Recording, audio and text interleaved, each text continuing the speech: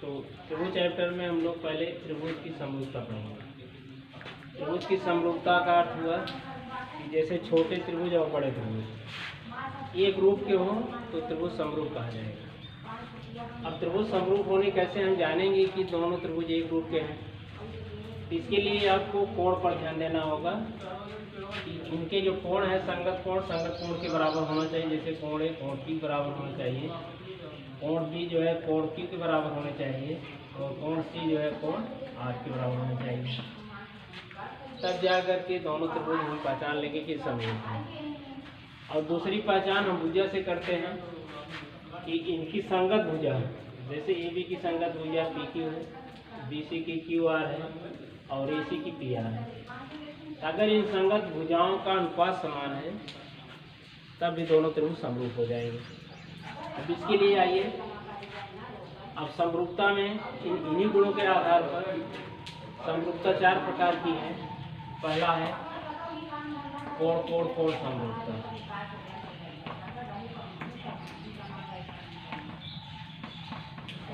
कोण कोण कोण समरूपता, इसमें पहले हमने बताया कि इनके संगत कोण बराबर होने चाहिए। जैसे यह कोण ए बराबर कोण B के, कोण B बराबर कोण Q के और कोण C बराबर कोण R के।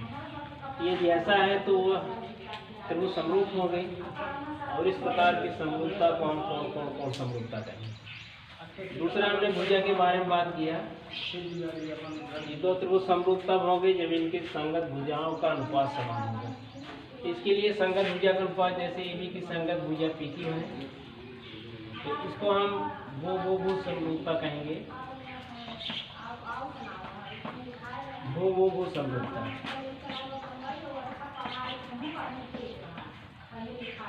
तो इसमें संगत भुजाओं का, दो त्रिभुज संगत भुजाओं का अनुपात समान होगा। इसके लिए जरूरी है कि AB और PQ का अनुपात A/PQ बराबर होना चाहिए BC/QR, ये बराबर होना चाहिए AC/PR। तो ऐसे में दोनों त्रिभुज समरूप होंगे तब जब इनकी संगत भुजाओं का अनुपात समान होगा। तो ये जो है भू समरूपता कही जाती है। तीसरा जो है, अब ऐसा अगर ये दोनों कंडीशन नहीं लागू हो रही हैं दो त्रिभुजों में, तो तब जो है तीसरी कंडीशन क्या है जो समरूप होने के लिए, वो दो भुजाओं का अनुपात समान हो। जैसे ये दोनों भुजाओं का अनुपात समान हो और उनके बीच का जो कोण है जैसे B और Q, ये दोनों बराबर होने चाहिए, तब भी दोनों त्रिभुज समरूप होंगे। इस समरूपता को हम भू समरूपता कहते हैं। भू समरूपता,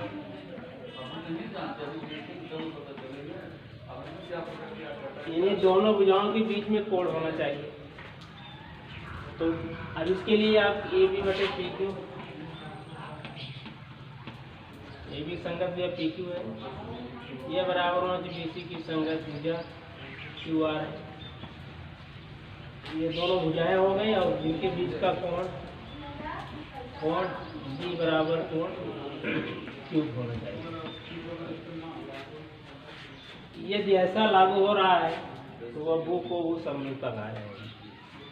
और तीसरी कंडीशन में कि जिसमें भुजाएं हो गई, कोण हो गया और दो कोण और उसकी संगत भुजा होनी चाहिए। तो देखिए अगर दो कोण बराबर हैं, जैसे कोण B बराबर कोण Q के है, कोण C बराबर कोण R के है, तो इसके बीच की भुजा चाहे BC भुजा QR के अनुपातिक हो, चाहे AB भुजा PQ के अनुपातिक हो, चाहे AC भुजा PR के अनुपातिक हो, तो दोनों त्रिभुज समरूप हो जाएंगे। इस प्रकार की समरूपता जो चौथी समरूपता है वह हो जाएगी दो कोण और एक भुजा, यानी को भू समरूपता। को भू समरूपता कही जाती है। इसमें दो कोण और एक भुजा कोई भी होने हो, क्योंकि जब दो कोण बराबर होगा तीसरा कोण जो है स्वतः बराबर हो जाएगा।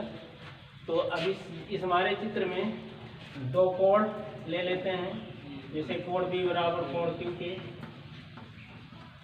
और कोण C बराबर कोण R के। दो कोण हो गया और एक भुजा चाहे जो हो, चाहे ए बी भुजा PQ के अनुपातिक हो, चाहे BC भुजा QR के अनुपातिक हो, चाहे AC भुजा। क्योंकि अगर दो कोण बराबर हैं तो त्रिभुज की विशेषता है कि तीसरा कोण A बराबर कोण P हो जाएगा, इसलिए भुजा उसके अंदर आ जाएगी। ऐसी कंडीशन में चाहे तीसरी भुजा चाहे जो हो, चाहे AC हो, AC अनुपातिक PR हो, यानी दो कोण और एक भुजा अगर अनुपातिक है AC और PR का अनुपात है तो दोनों त्रिभुज समरूप हो जाएंगे। इसलिए यह समरूपता आपकी चौथी जो है किससे रिलेटेड है, पहले से। इसलिए इसमें मुख्यतः तीन समरूपता है, तो कोण, भुजा और भूकोण। तो इस प्रकार से जो भूको समरूपता है यह पहले से संबंधित है, इसलिए जो है ये इसमें चली आती है। इसलिए मुख्यतः आपकी तीन ये समरूपता की है।